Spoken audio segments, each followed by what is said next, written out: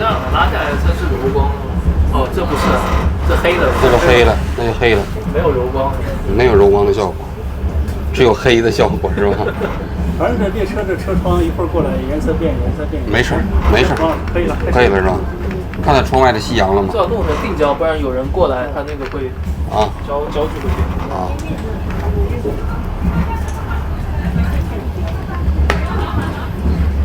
好，王老师。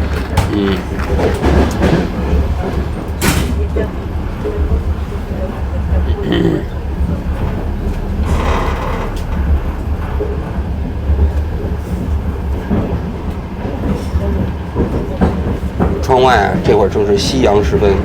我们现在在火车上，从第聂伯罗到奥德萨的火车上。我先给大家解释一下，我们现在为什么会在这班火车上。前几天呢，我们到了第聂伯罗，然后以这为核心呢，去了好几个地方。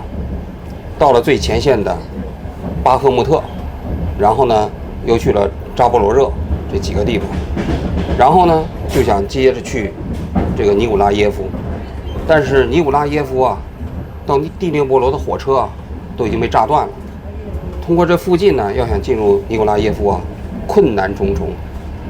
所以呢，我们最终决定啊，从第聂伯罗啊绕道到奥德萨，因为奥德萨呢到尼古拉耶夫呢还有一段公路可以过去，这样的话呢就可以顺利进入到尼古拉耶夫了。所以呢，我们今天晚上呢就要坐1夜的火车到奥德萨。说起坐火车啊，我们一开始啊没这个计划。到乌克兰采访呢，我们包了2辆车，在基辅采访的过程中啊，包括去那个苏梅啊，全程都是开车过去的。但是后来到第聂伯罗的时候呢，遇到了问题。为什么呢？因为我们包车那司机啊，他们一听说到第聂伯罗啊，死活不来了，给多少钱都不来，觉得危险。还没说第聂伯罗呢，还有什么扎波罗热这些城市，尼古拉耶夫一听说，根本不来。所以我们没办法啊，再找车呢也找不着，最后呢就决定啊自己坐火车到第聂伯罗。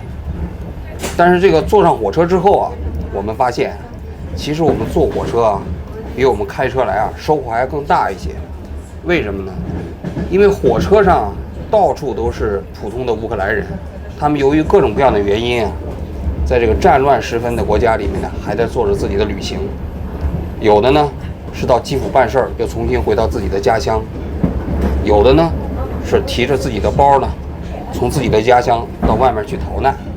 形形色色的人，正好我们在旅途上呢见到了这些人。有些人呢给我们讲述了他们的经历，有些人呢告诉我们怎样才能到达采访地点。和这些普通的乌克兰人打交道之后啊，我们才更了解这个国家。这乌克兰的火车啊，条件确实比较艰苦。他们呢没有我们中国国内那种硬板，都是这种像我们国内的硬卧和软卧的那种车厢。你看我们今天坐的这个火车啊，大概就相当于国内的软卧，每个包厢里头有4个床，上下铺。但是呢，它这些车的硬件条件都非常差。我估计这些车厢啊，都是几十年前苏联时代留下的。然后呢，这个设施维护的还比较好，但毕竟是太陈旧了。在中国啊，你已经见不到这样的火车车厢了。但是在乌克兰的这整个这个国境内啊，据说啊，大多数列车还都是这样的。现在偶尔有一些线路开一些快车，但是这个不是主流，多数还都是这种车。这种车的时速呢，都不到100公里，60公里左右，70公里左右。所以你要到2个城市之间啊，动辄啊开8到10个小时。所以呢，条件确实是比较艰苦。但是艰苦归艰苦呢，我们出来采访的过程中间，能够接触到普通的乌克兰人，对我们来说呢，这个收获呢就显得更大。我们这到今天为止啊，已经是第3次坐火车了，其实第4次，我看第5次了吧，已经第5次了坐火车，就是从上周开始，从这个基辅到第聂伯罗，从第聂伯罗到扎波罗热，扎波罗热又返回来。然后呢，我们去那个当时有一个叫红军村的地方，从红军村返回第聂伯罗，坐的也是火车。那趟火车啊，其实特别值得说一说，因为那趟火车里面坐的全都是从前线撤下来的那些难民，因为他们要撤到第聂伯罗之后，再疏散到全国各地去，所以整个那一趟列车就是难民列车。当时其实我们可以坐志愿者的车返回到第聂伯罗，但是因为我们听说啊，那趟车上全是难民，所以呢就觉得呢，坐那趟列车我们可能啊收获更大一些。哇，小狗是吧？啊，没关系啊，谢谢。所以后来呢，我们就决定啊，临时登上那趟难民列车，车也不要票，反正每个人都可以上车。车上啊，就是形形色色的难民，都是从红军村往北啊那些最前沿的城市撤下来的。从红军村集结之后，撤往第聂伯罗。在车上呢，我们也做了一些采访，这个内容呢，可能我们后面啊会陆续播放。所以呢，我个人反倒觉得啊，这一趟的乌克兰之行过程中间收获最大的，正是我们坐火车的这些旅程。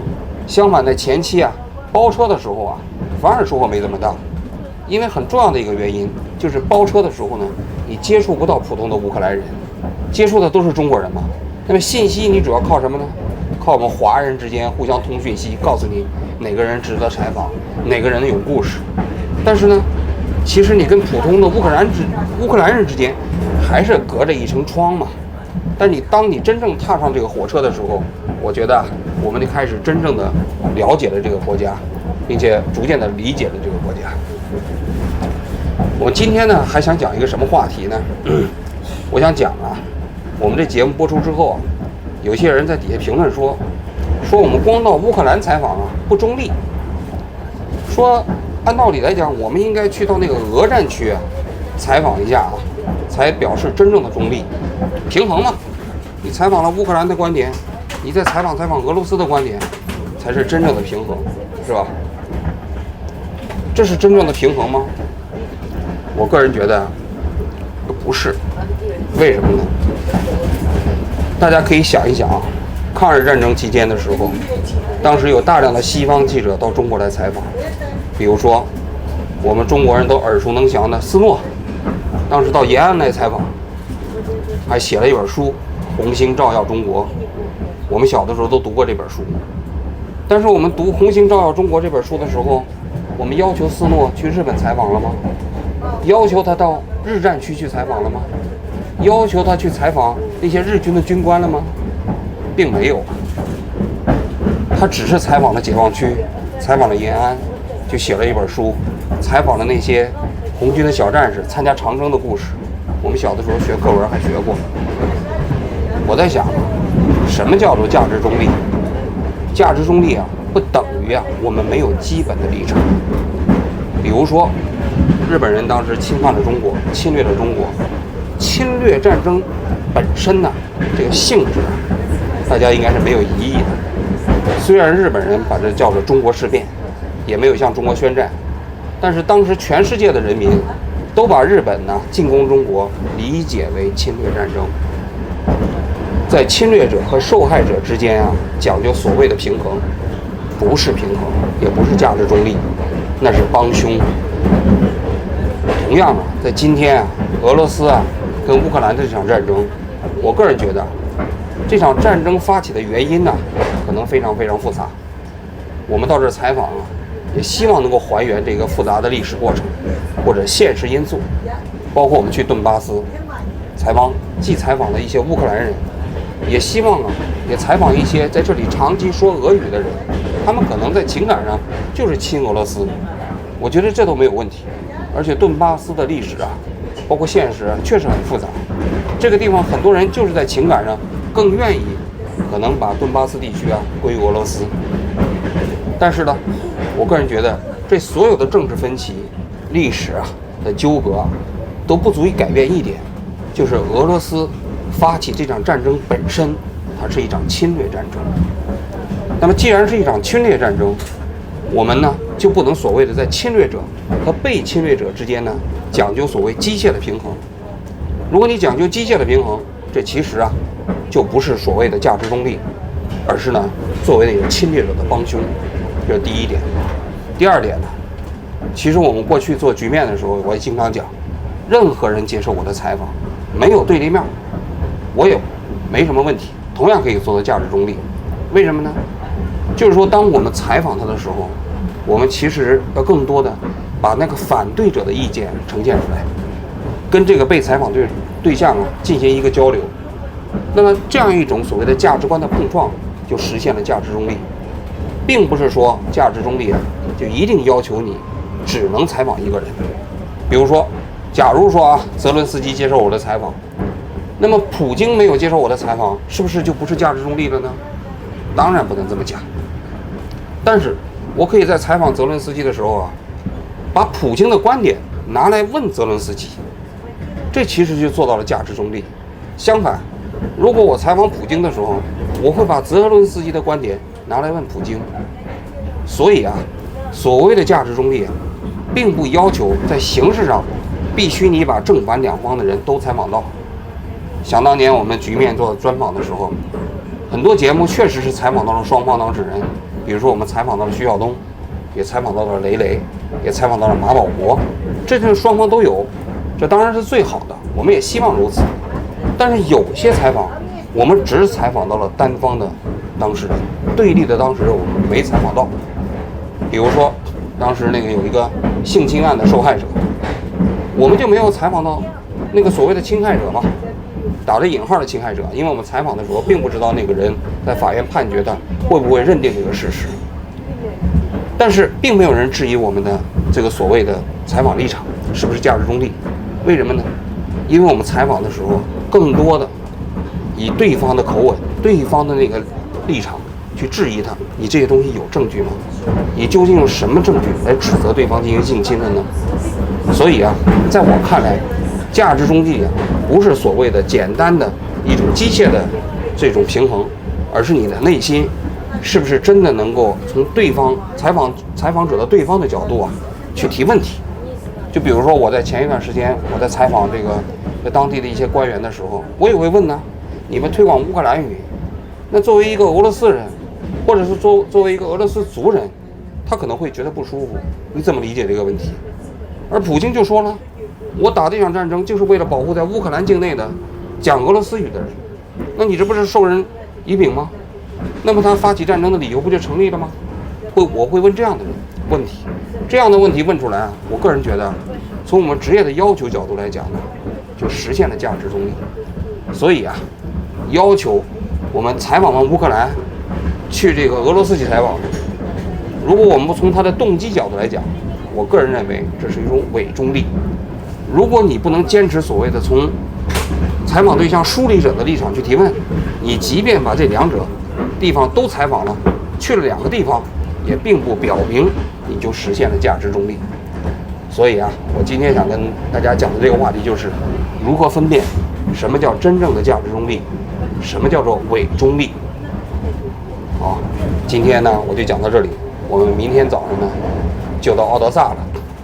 当然具体日期我就不跟大家讲了，等大家看到这期节目的时候，我估计我们已经在尼古拉耶夫采访完了，那里有很精彩的内容正在等待我们去采访。那里有辽宁号当时的造船厂，还有军械修理厂，还有难民营，以及我们中粮的基地，我们都想去看一看。谢谢大家，咱们明天再接着聊。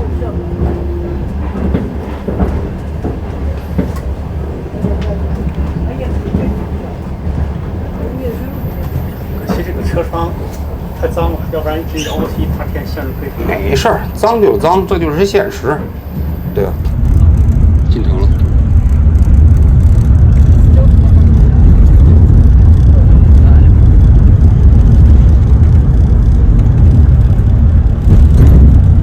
街上空空荡荡，没什么人。你看这地方应该是个公园，你看也没什么人。你看那儿童乐园什么的。稀稀拉拉进来，那我们去苏梅。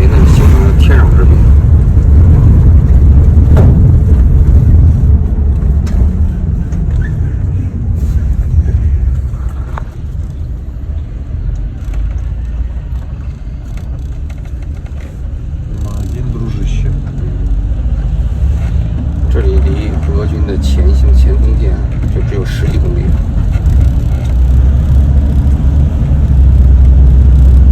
道路两边窗户基本都钉死了。На улицах мало людей. Да. Но пожилые остались. 近乎于空城。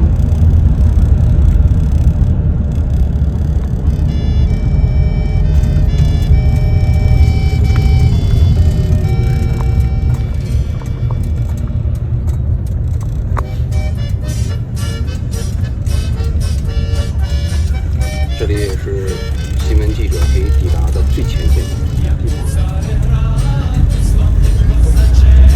最前面的火车站是吧？А это тут полтинник, да? Да. А не может